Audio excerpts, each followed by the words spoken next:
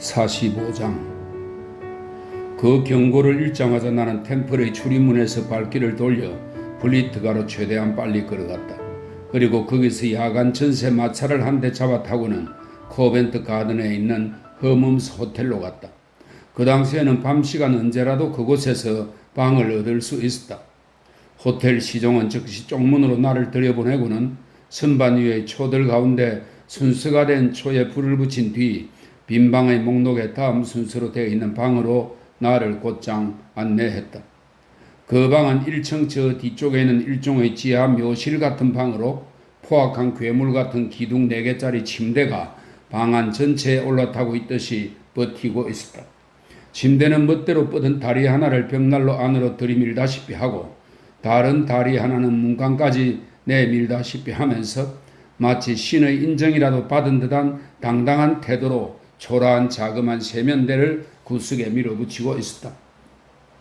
내가 침실용 야간 등불을 달라고 요청했으므로 호텔 시종은 나를 방에다 두고 떠나기 전에 덕이 높던 그 시절에 전 국가적으로 애용되던 그 훌륭하고 오래된 골프 양초 하나를 가져다 주었다.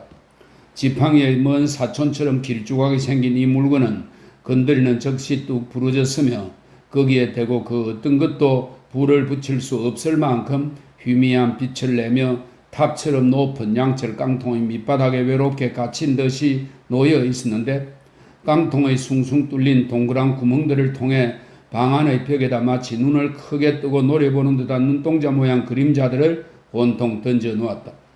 침대에 들어가서 아픈 발을 비비며 비참한 심정으로 누웠을 때 나는 얼간이 같은 이 아르고스의 눈들을 감기게 할 수 없는 것과 마찬가지로 나 자신의 눈도 감을 수 없다는 것을 깨달았다. 그리하여 어둡고 쥐죽은 듯이 고요한 한밤중에 우리는 서로를 노려보며 가만히 있었다. 얼마나 âm울한 밤이었던가.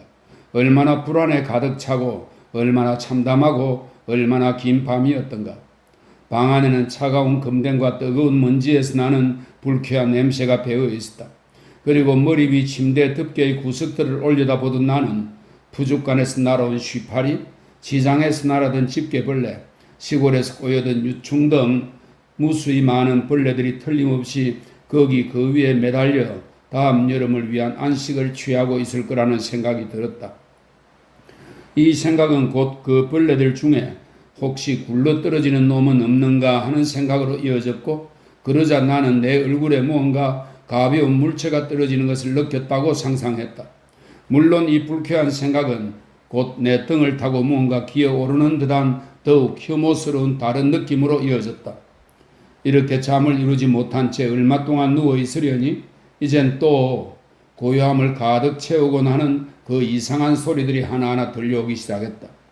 벽장이 소곤대기 시작했고 벽난로가 한숨을 내쉬었고 자그마한 세면대는 탁탁 소리를 냈고 서랍장 속에서는 기타 줄 하나가 이따금씩 팅팅거렸다.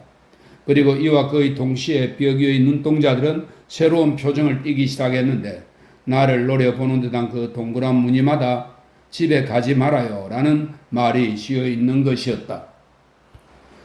수많은 밤의 상상과 수많은 밤의 소리들이 밀려와 나를 덮쳤지만 그것들은 이 집에 가지 말아요 라는 말을 조금도 밀어내지 못했다.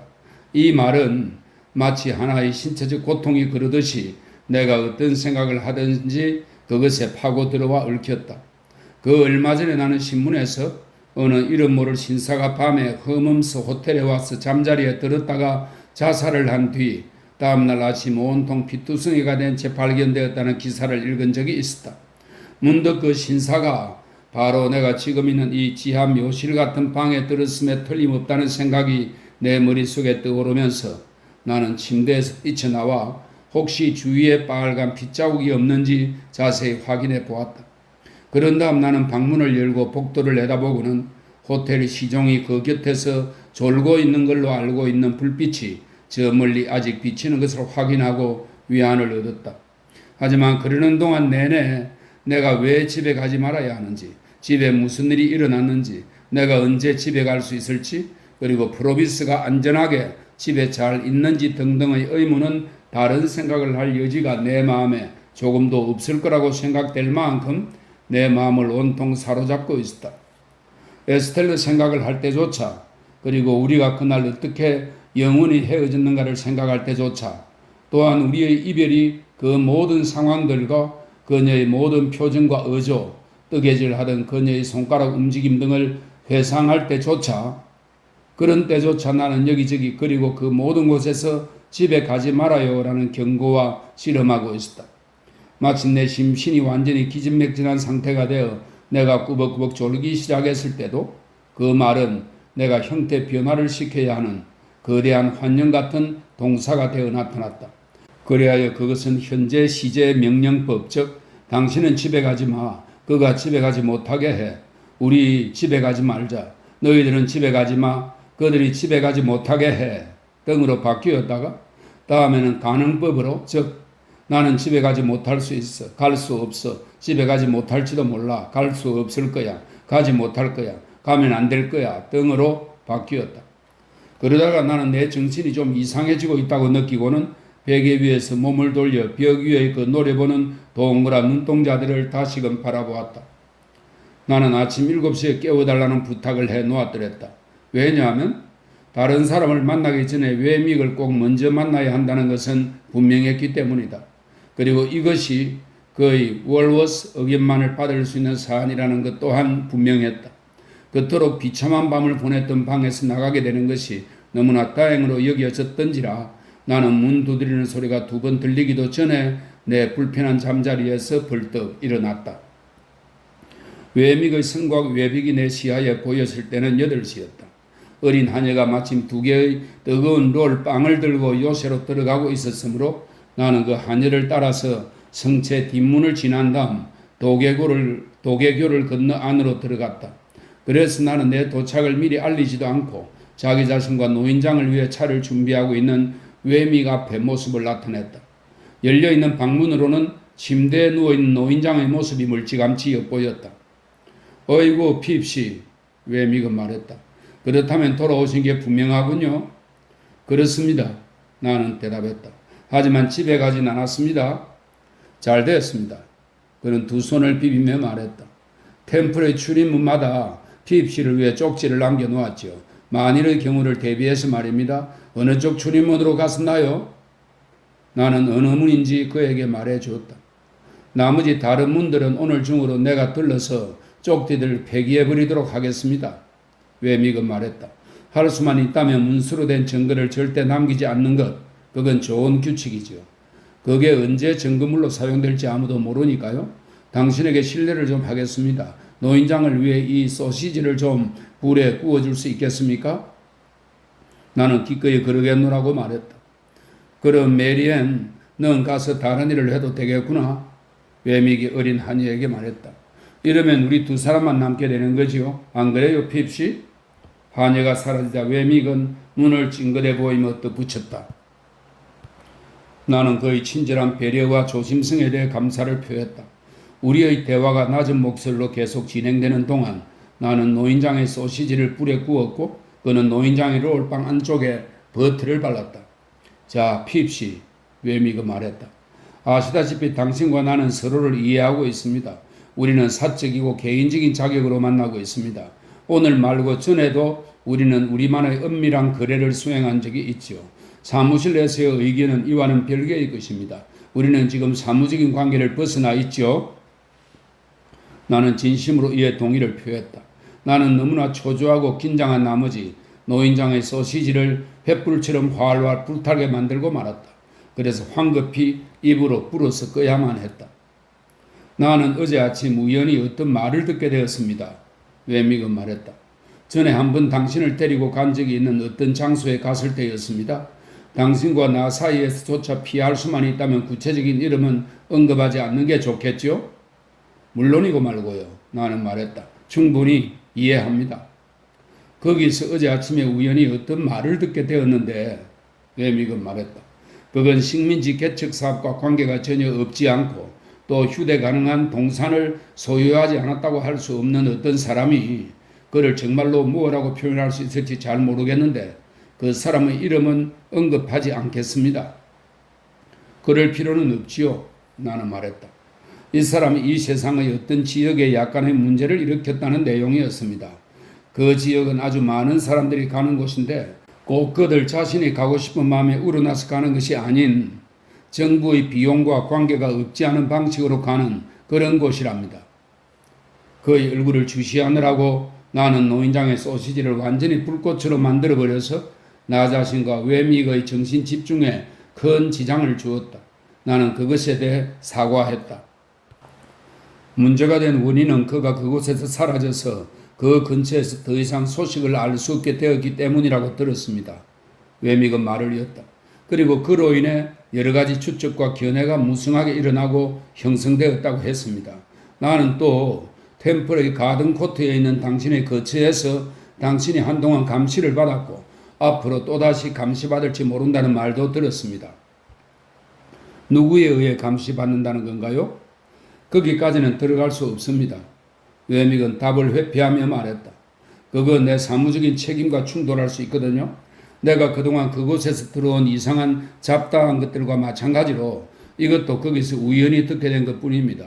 사무적으로 받은 정보에 의거해서 이걸 핍시에게 말해주는 것이 아닙니다. 그저 들은 이야기를 전하는 것뿐입니다.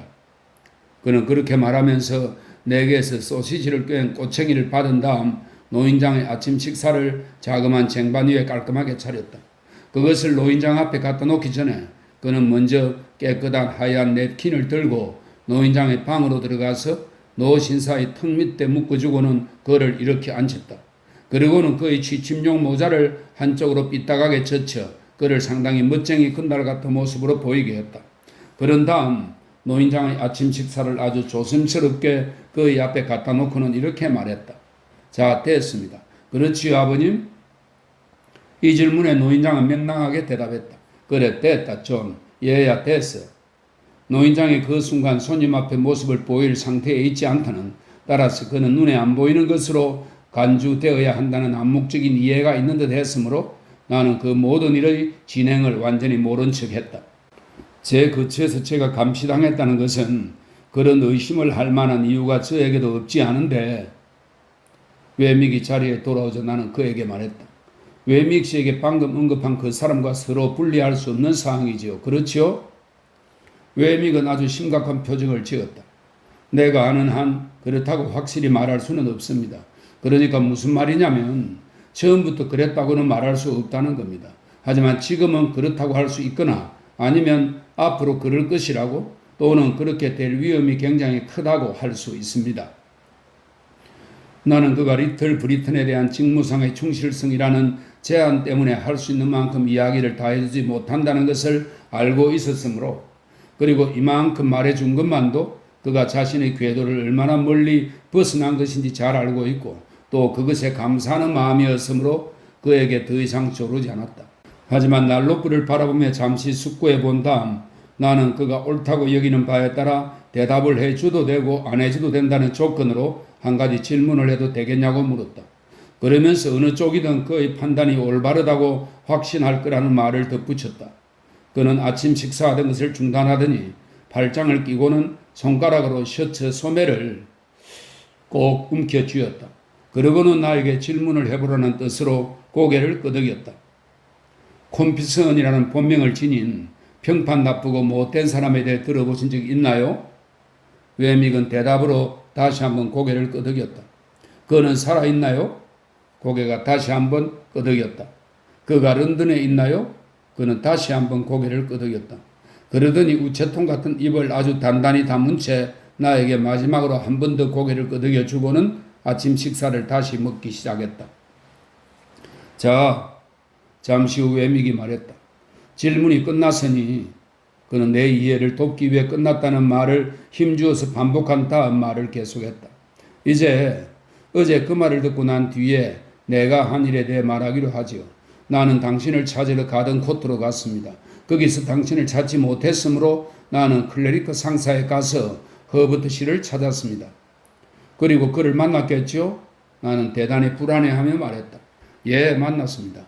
어느 누구의 이름도 언급하지 않은 채 또 그 어떤 자세한 이야기도 하지 않은 채 나는 그저 허버트 씨에게 만약 누구든지 톰인지 잭인지 리치드인지 누구든 당신의 거처나 가까운 이웃에 있는 사람을 그가 알고 있다면 그 톰인지 잭인지 리처드인지 아는 사람을 당신이 출타가 없는 동안에 거기서 다른 데로 옮기는 게 좋을 것이라고 이해시켰습니다.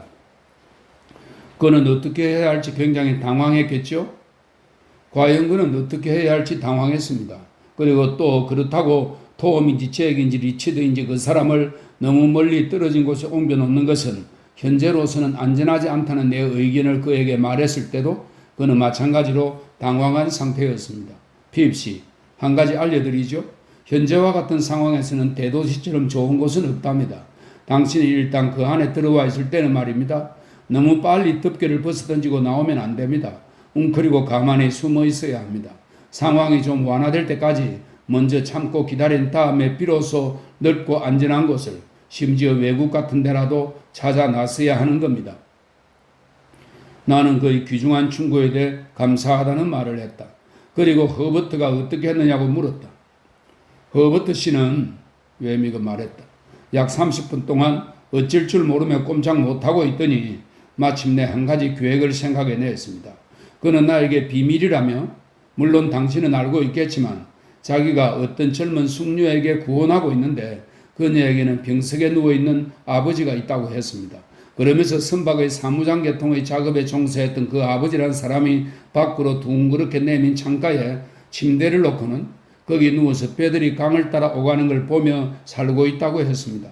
당신은 분명 그 젊은 숙녀분과 안면이 있겠죠. 그렇죠? 직접 만난 적은 없습니다. 나는 말했다. 사실은 이랬다. 그녀는 나를 허버트에게 아무런 도움이 되지 않는 사치스러운 친구라고 생각하여 나에 대해 반감을 지니고 있었다. 그래서 허버트가 그녀에게 나를 소개하겠다고 처음 제안했을 때 그녀는 너무나 시들하고 미지근하게 이 제안을 받아들였다. 그리하여 허버트는 하는 수 없이 그런 사정을 나에게 털어놓으며 내가 그녀와 인사를 나누기까지는 약간의 시간이 필요할 것 같다고 이야기했다. 내가 은밀히 허버트의 장래에 도움을 주기 시작했을 때 나는 이것을 유쾌하고 태연하게 참고 받아들일 수 있었다. 허버트와 그의 약혼녀 또한 그들대로 당연히 제3자를 그들의 만남에 끌어들이고 싶은 마음이 그리 간절하지 않았다. 그리하여 비록 나에 대한 클레르의 평가가 그 이후로 상당히 올라갔다고 확신했을지라도, 그리고 그 젊은 숙녀와 내가 오랫동안 규칙적으로 허버트를 통해 인사와 전가를 주고받았을지라도 나는 그녀를 아직 한 번도 만나보지 못했던 것이다. 하지만 나는 이런 자세한 이야기로 웨믹을 귀찮게 하지는 않았다. 밖으로 내달린 창에 있는 그 숙녀의 집은, 웨믹은 말했다, 라임하우스와 그린치 사이의 풀구역 아래쪽 강가에 위치하고 있고 주인은 아주 점잖아 보이는 과부인데 그 부인이 마침 가구가 딸린 맨 위층 방을 세 주려고 내놓았으므로 허버트 씨는 그 방을 톰인지 잭인지 리처드인지 하는 사람의 임시 거처로 정하는 것이 어떻겠느냐고 나에게 물었습니다. 나는 그것이 아주 좋겠다고 생각했는데 그 이유를 말하자면 다음과 같은 세 가지입니다. 첫째, 그곳은 당신이 노상 다니는 구역에서 완전히 벗어나 있고 또 크고 작은 번잡한 일반 거리들로부터 충분히 멀리 떨어져 있습니다. 둘째, 당신 자신이 직접 그곳에 가까이 가지 않고도 당신은 허버트 씨를 통해 톰인지 잭인지 리처드인지 하는 사람의 안전에 대해 언제나 확인할 수 있을 것입니다. 셋째, 얼마 후 신중하게 상황을 살핀 다음 당신이 톰인지 잭인지 리처드인지 하는 사람을 외국으로 가는 여객선에 태워서 도망치도록 하고자 할 때 그곳에 있는 그는 이미 준비된 상태나 다름없기 때문입니다. 이런 신중한 고려에 큰 위로를 받은 나는 웨믹에게 거듭 감사한다고 말했다. 그리고는 어서 이야기를 계속하라고 간청했다. 글쎄요, 핍씨. 허버트 씨는 굳은 의지를 가지고 곧바로 일에 착수했습니다. 그래서 어젯밤 9시경에 톰인지 잭인지 리처드인지 하는, 그게 어느 이름이든 당신과 내가 굳이 확인하고 싶지 않은 그 사람을 아주 성공적으로 그 집에 옮겨 놓았습니다. 이전의 숙소에다가는 그가 사정이 생겨서 도읍으로 가게 되었다고 말해두었죠. 실제로 그는 도읍으로 가는 길로 얼마 동안 갔다가 다른 길로 빠져나왔답니다. 자, 이 모든 것에는 커다란 장점이 또 하나 있는데 그것은 바로 당신이 없는 동안 그 일이 행해졌다는 것. 즉 만약 당신의 거동에 관심을 둔 사람이 누군가 있다면 그 자에게 당신은 아주 멀리 떨어진 곳에서 완전히 다른 일을 하고 있는 걸로 파악되었을 거라는 점입니다. 이것은 의심을 다른 데로 돌리고 혼란을 일으킬 것입니다. 그리고 바로 그 이유로 나는 당신이 어젯밤 돌아오더라도 집으로 가지 않는 게 좋겠다고 권했던 것입니다. 그러므로서 더욱 큰 혼란을 야기할 텐데 그건 바로 당신에게 도움이 될 것이기 때문이지요. 아침 식사를 마친 웨믹은 이제 시계를 한번 본 다음 양복 상의를 입기 시작했다. 자, 핍시. 두 손이 소매자락 밖으로 완전히 빠져나오기 전의 상태로 그는 말했다. 내가 할 수 있는 것은 최대한 다 했다고 생각합니다. 하지만 혹시라도 내가 해드릴 수 있는 게 더 있다면 물론 월워스의 입장에서 그리고 은밀하게 사적이고 개인적인 자격으로 말입니다만 기쁘게 그렇게 해드리겠습니다. 여기 그 숙녀의 집 주소가 있습니다. 당신이 오늘 밤 집으로 돌아가기 전에 거기 가서 톰인지 잭인지 리처드인지 하는 그 사람에게 아무 이상이 없는지 직접 확인해 보는 것은 해롭지 않을 겁니다. 당신 보고 어젯밤 집으로 돌아가지 말라고 한 또 다른 이유가 바로 그것이지요. 하지만 일단 집으로 돌아간 후로는 거기에 다시 가지 마십시오. 아, 천만에요. 정말입니다, 핍시. 그의 두 손은 이제 소매자락 밖으로 나와 있었고 나는 그 손을 잡고 흔들며 고마움을 표하고 있었던 것이다. 마지막으로 한 가지 중요한 사항을 명심하라고 말씀드리겠습니다. 그는 내 어깨에 두 손을 올려놓고는 엄숙하게 속삭이며 덧붙였다. 오늘 저녁 시간을 이용하여 휴대 가능한 그의 동산을 확보하십시오. 그에게 무슨 일이 일어날지 아무도 모릅니다. 하지만 휴대 가능한 그의 동산만큼은 아무 일도 일어나지 않게 하십시오. 이 문제에 대해 웨믹에게 내 생각을 이해시킨다는 것은 완전히 불가능한 일이었으므로 나는 그러려는 시도조차 단념했다. 시간이 다 됐군요. 웨믹은 말했다. 난 이제 가봐야겠습니다.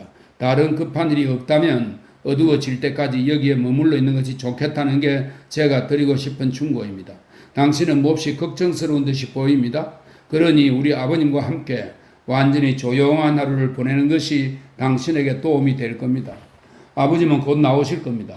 그리고 약간의 지난번 그 돼지를 기억하십니까? 물론이지요. 나는 말했다. 그럼 그 녀석을 약간 먹어보는 것도 좋을 겁니다. 아까 당신이 불에 구운 소시지는 바로 그 녀석으로 만든 것이랍니다. 그 녀석의 고기는 정말 모든 점에서 1등급이었습니다. 옛 친분을 생각해서라도 녀석을 한번 들어보십시오. 다녀오겠습니다, 아버님. 그는 유쾌한 목소리로 소리쳤다. 그래, 존. 그래, 얘야. 노인이 방 안에서 피리처럼 높은 목소리로 대답했다. 나는 곧 웨믹의 벽난로 앞에서 잠이 들었다. 노인장과 나는 거의 하루 종일 난로불 앞에서 꾸벅꾸벅 조는 것으로서 서로의 교제를 즐겼다. 우리는 오찬으로 돼지 허리고기와 그곳에서 직접 기른 야채를 먹었으며 나는 고개를 끄덕거리며 졸지 않을 때는 언제나 노인장에게 성의껏 열심히 고개를 끄덕여 주었다. 날이 상당히 어두워졌을 때 나는 토스트를 준비하고 있는 노인장을 두고 떠났다. 찻잔의 숫자로 보건대 그리고 벽의 그 자그마한 두 문짝을 그가 헐거들거 쳐다보는 것으로 보건대 스크핀스 양이 오기로 되어 있다는 것을 짐작할 수 있었다. 46장 8시를 치는 시계 소리가 들린 뒤에야 나는 강가의 차가운 공기를 느낄 수 있는 곳에 이르렀다. 연안의 조선소와 돛과 노와 용골대 같은 것을 만드는 공장에서 톱밥과 대패밥 냄새가 그리 불쾌하지 않게 풍겨왔다. 런던교까지 닿아 있는 풀구역의 상류와 하류 쪽 강변 지역 전체는 나에게 낯선 곳이었다. 그래서 강가 쪽으로 길을 따라 내려갔을 때 나는 내가 찾는 곳이 생각했던 곳에 있지 않다는 것과 그곳을 찾는 일이 결코 쉽지 않다는 사실을 깨달았다. 내가 가려는 곳은 징크스 유역의 밀폰드 강둑이라고 불리는 곳이었는데 징크스 유역을 찾아가는 단서로 내가 가진 것이라곤 올드그린 콧밧줄 공장이라는 이름밖에 없었다. 물 빠진 선창에 갇혀 수리 중인 많은 배들 사이에서 내가 얼마나 자주 길을 잃었는지는 별로 중요하지 않다. 또 산산조각 부수고 해체 중인 많은 낡은 선체들 사이에서 썰물이 남긴 온갖 진흙과 뻘과 그 밖의 찢기들 사이에서 길게 연이어 있는 많은 조선소와 폐선소들 사이에서 수년 동안 사용되지도 않은 채 땅속에 아무렇게나 처박혀 있는 수많은 노선 닷들 사이에서 여기저기 산처럼 쌓여있는 무수한 통과 목재 더미들 사이에서 올드 그린 코프가 아닌 많은 다른 밧줄 공장들 사이에서 내가 얼마나 자주 길을 잃었는지는 별로 중요하지 않다. 몇 번이나 목적지 못 미쳐서 다른 길로 빠지고 또 그와 똑같은 횟수만큼 목적지를 지나쳐서 헤맨 다음 마침내 나는 우연히 어떤 모퉁이를 돌았다가 뜻밖에도 밀폰드 강둑에 도달하게 되었다. 그곳은 모든 상황을 고려할 때 제법 상쾌한 느낌을 준다고 할 장소였다. 강에서 부는 바람이 방향을 바꿀 여유가 있었고 나무도 두색으로 있었으며 밑부분만 남은 부서진 풍차도 하나 있었다. 그리고 또 올드그린 코프 밧줄 공장이 있었다.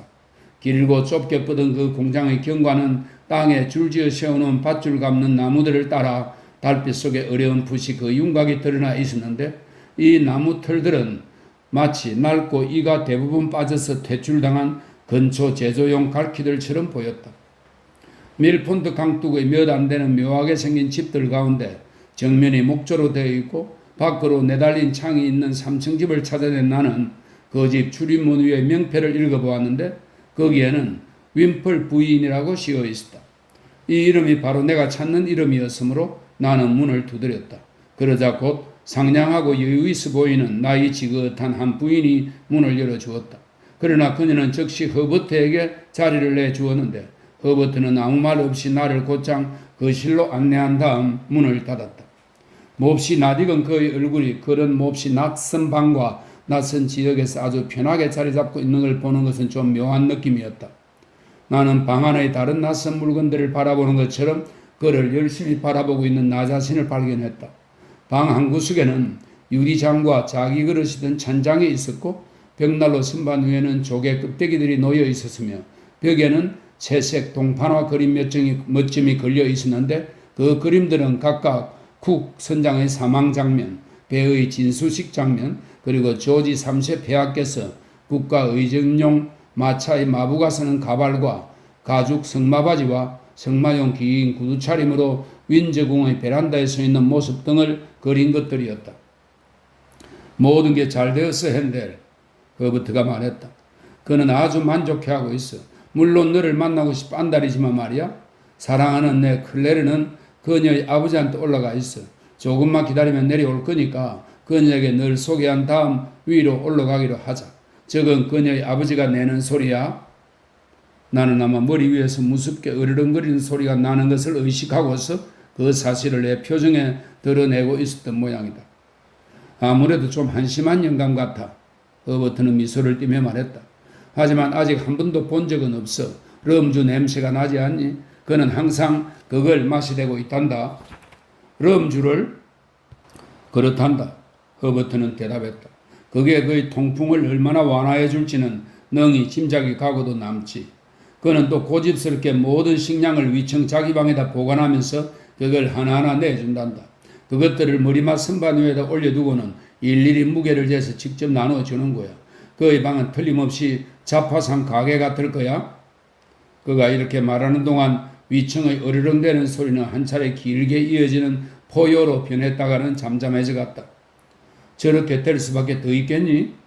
허버트는 그 포효에 대한 설명으로 말했다. 그가 치즈를 직접 자르겠다고 고집을 피우는 상황에서 말이야.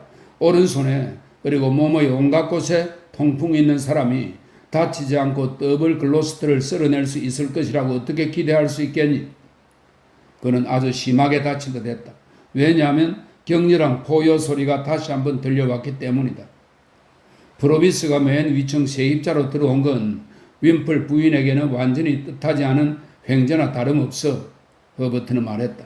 왜냐하면 일반 사람들은 당연히 저런 소음을 참으려고 하지 않을 테니까 말이야. 좀 이상한 곳이지 핸델, 그렇지? 과연 좀 이상한 곳이었다. 하지만 놀랄 만큼 잘 관리되고 깨끗한 곳이었다. 내가 그렇게 말하자 허버트는 말했다. 윈플 부인은 이 세상에서 가장 훌륭한 가정주부야. 정말이지 나는 그녀의 어머니 같은 도움이 없었다면 나의 클레르가 어떻게 살아갈 수 있을지 모르겠어. 클레르에겐 어머니가 안 계신 데다 핸델, 저 왕 남폭불통씨 영감 말고는 가족이나 친척이 아무도 없거든. 물론 그건 그 이름이 아니겠지, 허버트? 그럼 아니고 말고, 허버트는 말했다. 그건 내가 붙인 별명이야. 그 이름은 발릿이야. 하지만 우리 아버지 어머니 같은 부모의 아들이 나에겐 얼마나 다행한 일이냐? 친척이 전혀 없는, 그래서 가족 때문에 자기 자신이나 다른 누구도 괴롭힐 필요가 없는 그런 아가씨를 사랑하게 된 것은 말이다. 전에 이미 나에게 말해준 적이 있었지만 허버트는 다시금 클레르 발리 양을 어떻게 만났는지 나에게 이야기해 주었다. 그건 그녀가 해머스비스의 어느 학교에서 공부를 다 마쳐갈 무렵이었는데 그녀가 아버지 간호 때문에 집으로 불려가게 되었을 때 허버트와 그녀는 서로에 대한 애정을 어머니 같은 윈플 부인에게 고백했으며 윈플 부인은 그 이후로 한결같은 친절과 분별력으로 그들의 애정을 장려해주고 또 조절해 주었다고 했다. 어떤 성격이든 애정에 관한 이야기는 발리 영감에게 결코 털어놓을 수 없다는 게 그들 사이에 암묵적으로 이해된 사항이었다. 왜냐하면 그는 통풍과 럼주와 선박 사무장의 비축 물품 이상으로 심리적인 문제는 그 어떤 것도 생각할 능력이 전혀 없는 사람이었기 때문이다. 우리가 이렇게 낮은 목소리로 대화하고 있는 동안 발리 영감의 어르렁거림은 천장을 가로지른 대들보를 타고 지속적으로 울려왔는데 문득 그때 방문이 열리더니 작은 체구에 눈이 검은 20살가량의 아주 예쁜 아가씨가 바구니를 손에 들고 들어왔다. 허버트는 다정한 태도로 그녀에게서 바구니를 받아준 다음 얼굴을 붉히며 클레르라고 그녀를 나에게 소개했다. 그녀는 정말 지극히 매력적인 아가씨였다. 그래서 마치 발리 영감이라는 흉포한 괴물한테 포로로 붙잡혀 와서 그의 시중을 들도록 강요당하고 있는 아름다운 요정이 아닌가 생각될 정도였다. 여기 좀 봐. 잠시 서로 이야기를 나누고 났을 때 허버트는 나에게 바구니를 보여주며 동정과 애정이 담긴 미소를 띤 채 말했다. 여기 매일 저녁 배급받는 클레르의 저녁거리가 있어. 이건 그녀에게 할당된 빵덩어리고 이건 그녀 몫의 치즈 조각이고 이건 럼주야. 이건 내가 마시지. 여기 이건 요리하라고 미리 내준 발리시의 내일 아침 식사거리야. 양고기 갈비 2조각, 감자 3개, 쪼갠 콩 약간의 밀가루, 버터 2온스, 소량의 소금 등이고 나머지 이건 모두 검정 후추야. 전부 함께 넣고 뭉근하게 불로 끓인 다음 뜨거울 때 먹을 건데 그러면 통풍이 아주 좋대나 뭐 그런가 봐. 허버트가 이 배급 품목들을 하나하나 가리키며 말할 때 그것들을 바라보는 클레르의 체념한 듯한 표정에는 너무나도 자연스럽고 마음을 끄는 점이 있어서 그리고 허버트의 포옹하는 팔에 안기는 그녀의 정숙한 태도에는 너무나도 사람을 신뢰하고 사랑스럽고 순수한 점이 있어서 또 칭크스 유역과 올드그린 코프 밧줄 공장 옆의 밀폰트 강둑에서 대들보가 울리도록 어르렁대는 발리 영감과 함께 살아가는 그녀에게는 너무나도 온유한 점이 있고 또 너무나 보호받을 필요가 있는 듯 해서 나는 내가 아직 열어보지 않은 프로비스의 그 돈지갑에 있는 모든 돈을 누가 다 준다 해도 그녀와 허버트 사이의 약혼이 깨지기를 바라지 않을 것이었다. 내가 이렇게 기쁨과 찬탄에 찬 마음으로 그녀를 바라보고 있는데 갑자기 그때 위층의 어르렁거리는 소리가 다시금 포효로 바뀌더니 무언가 무섭게 꽝꽝 부딪히는 소리가 머리 바로 위에서 들려왔다. 그것은 마치 목발을 한 거인이 우리를 덮치기 위해 그걸로 천장에 구멍을 뚫으려고 애쓰고 있기라도 한 것처럼 들렸다. 그 소리를 듣고 클레르는 허버트에게 말했다. 아빠가 저를 찾았어요, 허버트. 그러곤 달려나갔다. 저런 양심불량한 착취꾼 영감은 아마 못 보았을 거다. 허버트는 말했다. 그가 지금 뭘 원하는지 한번 짐작해 보겠니, 핸델? 잘 모르겠는데 나는 말했다. 뭐 마실 것 찾는 거니? 바로 그거야. 허버트는 내가 아주 특별한 가치를 지닌 추측이라도 한 것처럼 말했다. 그는 미리 섞어놓은 독한 그 럼주를 탁자 위의 작은 통에다 보관하고 있단다. 잠깐만 기다려봐. 그럼 그걸 약간 마실 수 있게 클레르가 그를 이렇게 앉히는 소리가 들릴 거야. 자, 그가 일어난다. 다시 한번 끝에 가서 길게 떨리는 포효 소리가 들려왔다. 그 뒤를 이어 정적이 흐르자 허버트가 말했다. 지금은 그가 마시고 있는 중이야. 그리고 지금은 어리렁거리는 소리가 다시 한번 대들보를 타고 울려 퍼지자 허버트는 말했다. 다시 자리에 눕고 있는 거야. 클레르는 잠시 후에 돌아왔다. 허버트는 나와 함께 우리가 돌봐야 할 사람을 만나러 계단을 올라갔다.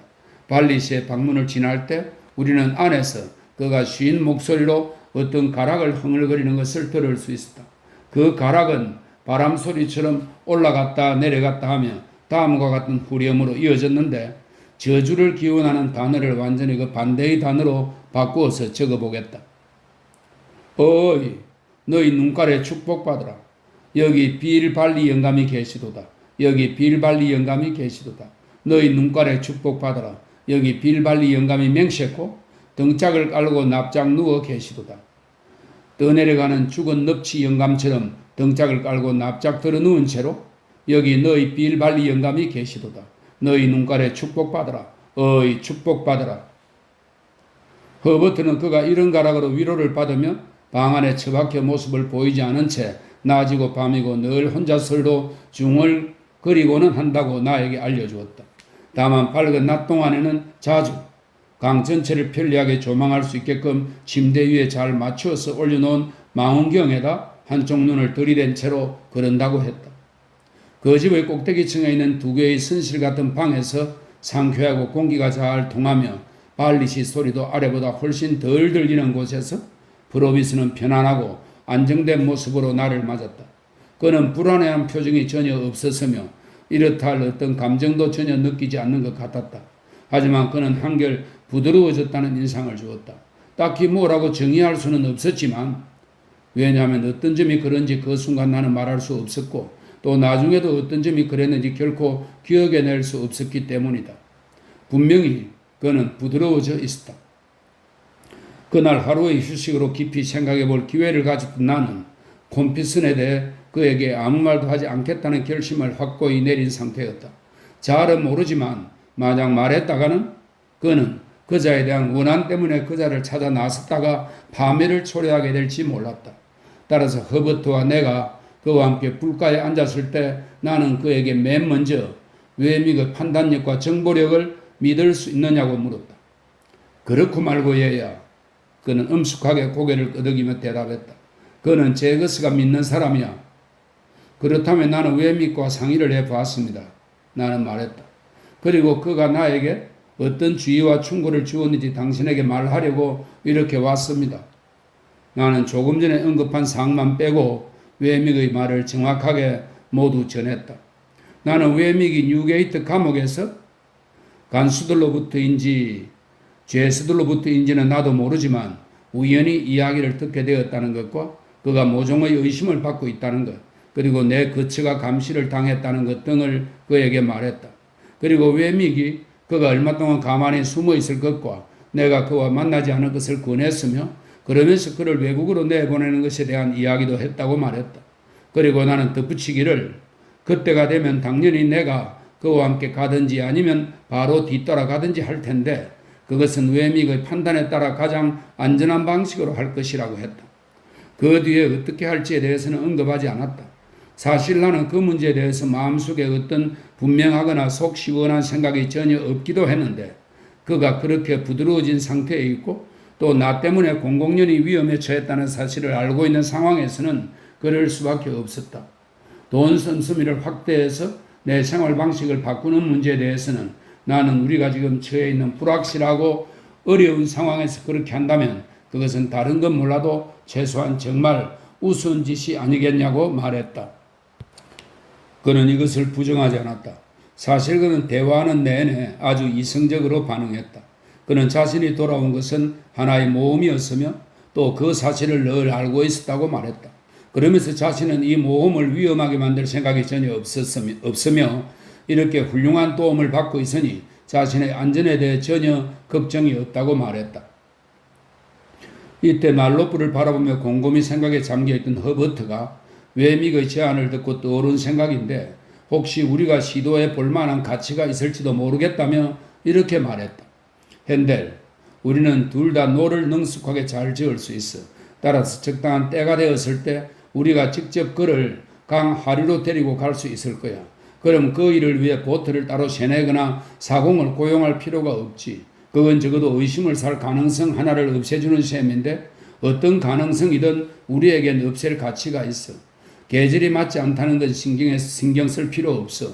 너가 즉시 템플 선착장에다 보트를 한 척 메어놓고 강 위아래로 노를 저으며 다니는 습관을 만들면 좋을 것 같지 않니? 너가 그 일을 습관적으로 한다면 누가 그걸 눈여겨보거나 신경 쓰겠니? 너가 20번 또는 50번쯤 그렇게 했다고 할 때 21번째나 51번째 그걸 한다고 해서 누가 그걸 특별하게 생각하겠니? 나는 이 계획이 마음에 들었다. 그리고 프로비스도 이를 아주 높이 칭찬했다. 우리는 이 계획을 즉시 실행에 옮기기로 합의했다. 그리고 우리가 노를저 런던교를 거쳐서 밀폰드 강둑을 지나갈 때 프로비스는 절대로 우리를 아는 채 해서는 안 된다는 것도 합의했다. 하지만 그 대신 그는 우리를 볼 때마다 아무 이상이 없을 경우 동쪽을 향하고 있는 그의 창문에 차량을 쳐놓기로 또한 합의했다. 우리의 협의가 끝나고 이제 모든 것이 결정되었으므로 나는 떠나려고 자리에서 일어섰다. 그러고는 허버트에게 우리 둘이 함께 집으로 돌아가지 않는 것이 좋을 테니 내가 그보다 반 시간 정도 앞서 출발하겠다고 말했다. 당신을 여기에 두고 가는 게 기쁘지 않군요. 나는 프로비스에게 말했다. 비록 내 곁에 있는 것보다 여기에 있는 것이 당신에게 더 안전하다는 게 확실해도 말입니다. 안녕하시길 빌겠습니다. 얘야. 그는 내 두 손을 꼭 쥐며 말했다. 우리가 언제 다시 만날지 모르겠다만 안녕하시길 빈다는 말은 마음에 들지 않는구나. 차라리 안녕히 주무시라고 말하렴. 그럼 안녕히 주무세요. 허버트가 정기적으로 오가며 연락해 줄 거예요. 그리고 때가 되었을 때 저도 틀림없이 준비하고 있을 거라고 믿어도 좋습니다. 안녕히 주무세요. 우리는 그가 자기 방에 그대로 있는 게 상책이라고 생각해서 그의 방문 밖 청계참에서 그와 헤어졌다. 그는 우리가 계단을 내려가도록 계단 난간너머로 등불을 들고 불을 비춰 주었는데 그를 뒤돌아보던 나는 그가 돌아온 첫날 밤이 생각났다. 그때 우리는 지금과 정반대 위치에 서 있었으며 그때 또한 나는 그와 헤어지면서 내 마음이 지금처럼 이렇게 무겁고 걱정에 가득 차 있을 거라고는 꿈에도 생각하지 못했다. 발리 영감은 우리가 그의 방문 앞을 다시 지나갈 때 여전히 어르렁거리며 악담을 짓거려 대고 있었다. 그는 그동안 악담을 중단한 기색도 없었고 또 앞으로 중단할 생각도 없는 듯 했다. 계단을 다 내려왔을 때 나는 허버트에게 프로비스가 그 이름을 그대로 쓰고 있냐고 물었다. 그는 당연히 안 쓴다는 대답과 함께 캠벌시라는 이름으로 세를 들었다고 했다.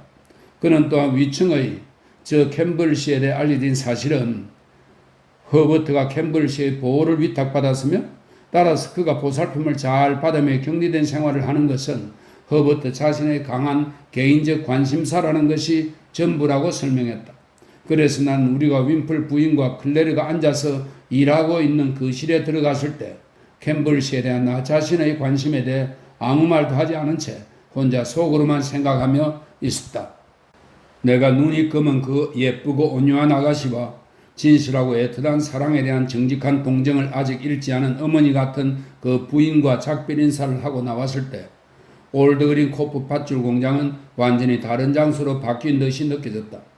발리 영감은 저 구렁들처럼 늙은 존재일지 모르고 들판에 가득 찬 기병들처럼 한없이 악담을 퍼부어댈지 모른다. 하지만 칭크스 유역에는 그곳을 넘치게 하고도 남을 만큼 젊음과 믿음과 희망이 구원의 힘으로 존재하고 있었다. 그러자 나는 에스텔러와 우리의 이별에 대한 생각이 떠올랐고 아주 슬픈 마음이 되어 집으로 돌아갔다. 템플은 과거 그 어느 때만큼이나 모든 것이 아주 조용했다.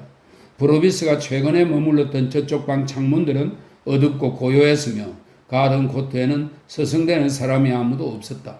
내 숙소 건물과 나 사이에 있는 계단을 내려가기 전에 나는 분수를 두세 번 걸어서 지나치며 주위를 살폈다. 하지만 다른 사람은 아무도 없었다. 나중에 도착한 허버트 역시 내 침대로 와서 왜냐하면 낙심하고 지친 나는 곧장 침대에 누웠기 때문이다. 내 침대로 와서 주변에 아무도 없었다고 알려주었다. 그는 그렇게 말한 뒤에도 창문 하나를 열고 달빛 비치는 밖을 내다보았다. 그리고는 그 시각 그 어떤 성당군의 포장된 인도도 템플의 포장된 인도보다 더 엄숙하게 텅 비어있지는 않을 거라고 나에게 말해 주었다. 다음날 나는 보트를 구하는 일에 착수했다. 보트는 곧 구해져서 템플 선착장에 운반되었고 내가 1, 2분이면 닿을 수 있는 곳에 메었다. 그런 다음 나는 훈련과 연습을 위한 것처럼 보트를 타고 나가기 시작했다. 혼자 나갈 때도 있었고 허버트와 함께 나갈 때도 있었다. 춥거나 비가 오거나 진눈깨비가 올 때도 자주 나갔는데 내가 그렇게 몇 번 나가고 난 뒤부터는 아무도 나를 별로 주위에서 보지 않았다. 나는 처음에는 블랙프라이어스교 위쪽에만 머물러 있었다. 하지만 조수 시간이 바뀌어감에 따라 런던교 쪽으로 나아갔다. 이 당시는 구런던교가 있을 때였는데 조수가 일정한 상태에 이르면 이 다리 부근에서는 급류와 급낙하가 발생하곤 해서 그 악명이 꽤 높았다. 하지만 나는 그 현상이 끝나는 즉시 쏜살같이 치고 나가면 다리를 통과할 수 있다는 걸 잘 알고 있었다. 그래서 나는 곧 풀구역의 선박들 사이를 헤치며 노를 젓고 다니기 시작했으며 더 나아가 에리스까지도 내려갔다. 밀폰드 강둑을 처음으로 지나가던 날 나는 허버트와 함께 한 쌍의 노를 젓고 있었다. 갈 때와 올 때 두 번 다 우리는 동쪽을 향한 그 창문의 차량이 내려지는 것을 보았다. 허버트는 일주일에 거의 3번은 항상 거기를 방문했는데 걱정이 될 만한 소식은 한마디도 가져오지 않았다. 하지만 나는 경계하고 조심할 이유가 여전히 존재한다고 생각했으며 감시당하고 있다는 느낌을 떨쳐버릴 수 없었다. 그런 생각은 일단 들어오면 좀처럼 머릿속을 떠나지 않고 괴롭혀대는 법이다. 내가 얼마나 많은 무고한 사람들을 나의 감시자로 의심했는지는 아마 이루 헤아릴 수 없을 것이다. 요컨대 나는 숨어 지내는 그 무모한 사람으로 인한 걱정과 두려움에 항상 가득 차 있었다.